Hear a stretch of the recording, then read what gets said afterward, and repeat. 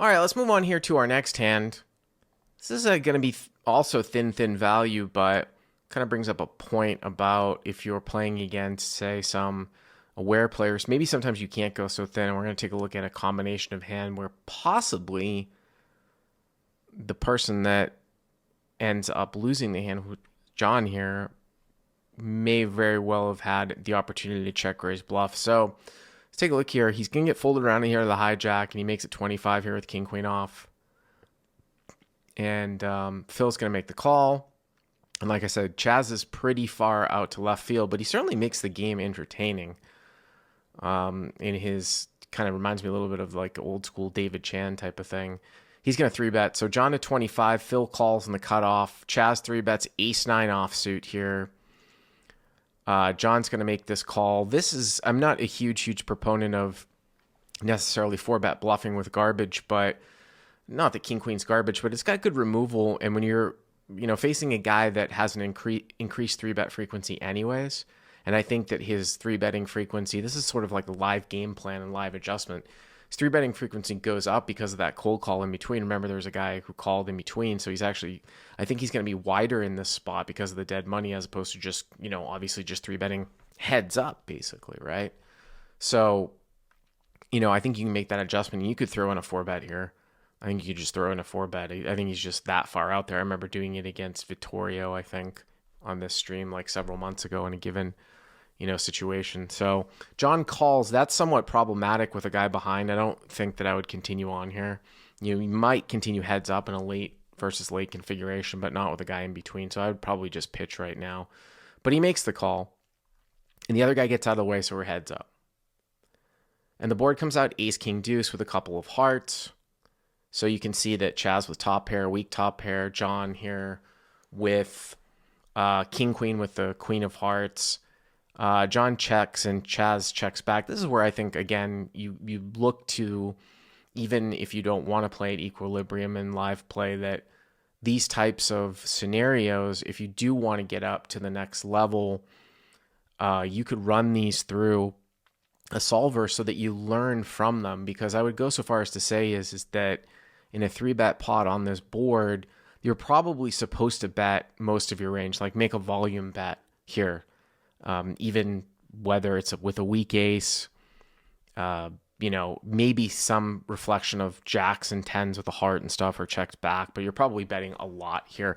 I just point that out because I've seen one of the things, though, Chaz will actually slow play some sets, so he's not that out of balance where I say 5-10 years ago, you'd see them check it back and they don't always have a weak ace here because they'd bet their bluffs, bet the top parts of their range, not slow play the top part of the range, and only check back like medium strength showdown value. But he seems to have a little bit of mixes it up here a little bit, but he checks it back.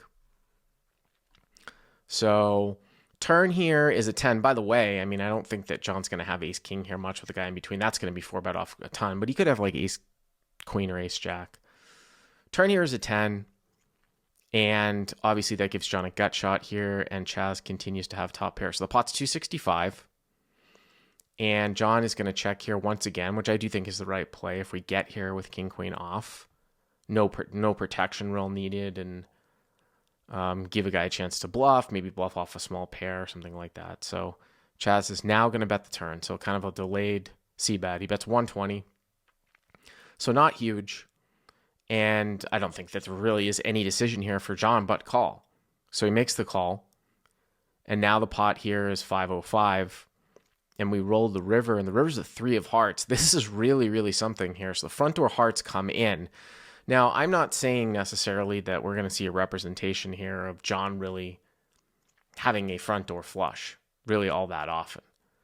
He could have, look at what would have to happen. I think the point that I'm making here is that everybody, a lot of players will just snap check this back in Chaz's spot if it was played like this. If they had ace-9, say they 3-bet out here with ace-9, okay, let's say they check back flop, bet turn, they just snap check it back when the front door comes in. But when you really look at it, I just don't think that John's going to have many hearts here. Number one, it's 3-bet pot, so that's going to reduce the times that he's going to have a flush. If he had like low hearts, like hearts that didn't have any showdown value until the river, like a 6-7 of hearts or something like that, most of the time that's going to take for a bet on the turn when the pre-flop 3-bet or checks back flop, because there is no showdown value. People are going to start to semi-bluff it. So I think we tend to throw those hands out. So Queen Jack of Hearts is obviously a straight on the turn. Now maybe occasionally he might check them mega nuts, but I'm going down the line. Queen 10 of Hearts, maybe. Does Queen 9 of Hearts even defend? Jack 10 of Hearts. There aren't a whole lot of heart combos here, I feel like, that are going to come from John as played, because Queen Jack is a straight. So it's really only like Queen 10 of Hearts, Jack 10 of Hearts, and then you would have to play that as a check call and then a check on the river, because the low heart suited type connector hands, if he even defends with them to a 3-bet, like 5, 6, 6, 7, I think that those are going to get bet off mostly on the turn.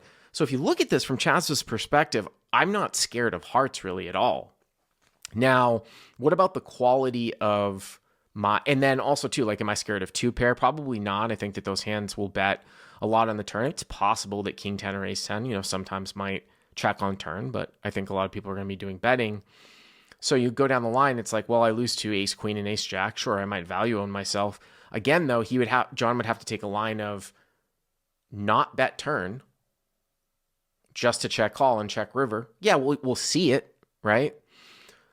And then we've got lower suited aces that might be a defend, like Ace 4, Ace 5, Ace 7, that might play this way, that we beat with our 9 kicker, or like a king, Queen, King, Jack.